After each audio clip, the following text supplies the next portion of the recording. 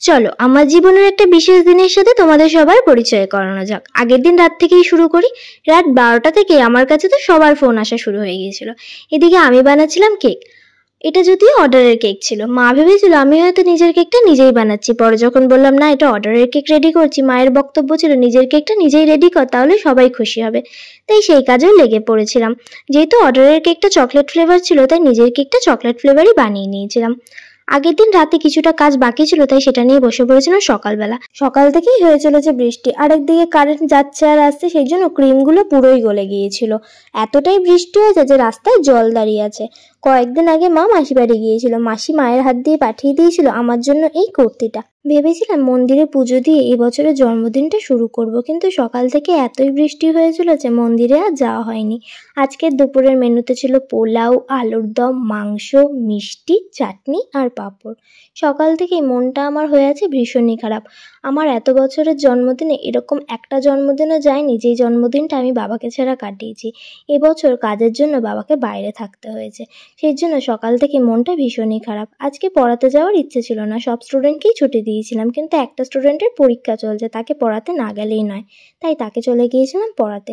সেখান থেকেই চলে গিয়েছিলাম মামার বাড়িতে, কারণ এই মানুষটার সাথে দেখা না করলে আমার জন্মদিনটা যেন অসম্পূর্ণই হয়ে থাকতো। আমি মামার বাড়িতে যাওয়া মাত্রই দিদুন আমাকে জন্মদিনের উপহারটাও দিয়ে দিয়েছিল। তারপরে সেখান থেকে চলে গিয়েছিলাম আমি বাজারে।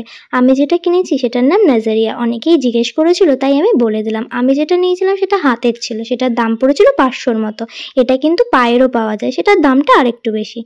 সকাল থেকেই সুদীপা, পিউ আমাকে ফোন করেছিল, কিরে তোর কি আজকে কোনো প্ল্যান আছে? আমি ওদের জানিয়েছিলাম না রে, আমার কোনোই প্ল্যান নেই, আমি ঘরেই থাকবো। কিন্তু হঠাৎই আমার মনে হলো যেহেতু নতুন জামা পরছি একটু সাজগোজ করা যাক, তাহলে অল্প কয়েকটা ছবিও তোলা যাবে। এরই মধ্যে সুদীপা আর বিথিকা দেখলাম আমার বাড়িতে সন্ধ্যাবেলা হাজির। ওরা আমাকে দেখে বললো, কিরে তুই যে বললি কোনো সেলিব্রেশন করবি না, কোনো প্ল্যান নেই, তাহলে এত সেজেছিস কেন? ওদেরকে আমি কিছুতেই বোঝাতে পারছিলাম না যে আমি ছবি তুলবো বলে সেজেছি। ওরা কিন্তু প্রথম থেকেই ভেবেছে আমার হয়তো কোনো প্ল্যান ছিল, কিন্তু সত্যি কথা আমার কোনোই প্ল্যান ছিল না, জাস্ট ছবি তুলবো বলেই সেজেছিলাম। ওদেরকে বললাম তোরা যখন এসেই পড়েছিস তাহলে আমার সাজার জিনিসগুলো নিয়েই তোরা সেজে নে। ওরাও সাজতে বসে পড়েছিল। তারপর মা আমাকে আশীর্বাদ করে দিল, আর ওরাও এর মধ্যে রেডি হয়ে নিল। মায়ের হাতের পায়েস আমার কিন্তু বরাবরই খুব প্রিয়। তারপর মাকে প্রণাম করে নিয়ে মায়ের সাথে একটু ছবিও তুলে নিলাম। আর ভাই আমাকে জন্মদিনে 3টে বেলুন দিয়ে বলেছিল এটাই তো জন্মদিনের গিফট। আমরা সবাই কিন্তু স্কুল ফ্রেন্ড, কেউ কয়েক মাসের বড়, কেউ কয়েক মাসের ছোট। সুদীপা যেহেতু আমার থেকে কয়েক মাসের বড়, তাই ওর বক্তব্য ছিল আমি কিন্তু তোকে আশীর্বাদও করবো, পায়েসও খাওয়াবো। তাই ও আমাকে আশীর্বাদ করেছিল, পায়েস খাইছিল, আর আমিও একটু দিদিকে প্রণাম করে নিচ্ছিলাম, কিন্তু প্রণামটা কিন্তু ও নেয়নি। তারপর বিথিকা বলল, আমি যেহেতু তোর থেকে কয়েক মাসের ছোট, তাই তোকে একটু জলই খাইয়ে দিই, আর তোকে বুক ভরা ভালোবাসা দিই। আর সেই ভালোবাসাটাও আমি নিয়ে নিলাম। ছোট থেকেই আমার জন্মদিনটা আমার কাছে বিশেষ আকর্ষণের একটা দিন, কারণ সারা বছর যেরকমই কাটুক না কেন জন্মদিনটা কিন্তু আমার স্পেশাল হবেই। হয়তো আহামরি কোনো সেলিব্রেশন হতো না, কিন্তু দিদি, মা, বাবা আজকের দিনটাকে আমার জন্য বিশেষ করে তুলে রাখতো। এর মধ্যেই ঘটলো মজাদার ঘটনা। পিউ, সুদীপা, বিথিকার মধ্যে প্ল্যানিং হয়েছিল ওরা 3জনেই আমার বাড়িতে আসবে আমাকে সারপ্রাইজ দিতে। ওরা যেহেতু আগে চলে এসেছিল, তাই ওরা আমার বাড়িতে এসে একটু সাজগোজ করে নিয়েছিল। আর পিউ যেহেতু চেম্বার থেকে আমার বাড়িতে এসেছিল, তাই ও একদম নর্মালভাবেই আমার বাড়িতে এসে উপস্থিত হয়েছিল। আর ওর বক্তব্য ছিল ওরা এত সেজেছে আর আমি এইভাবে ছবি তুলবো, একদমই না।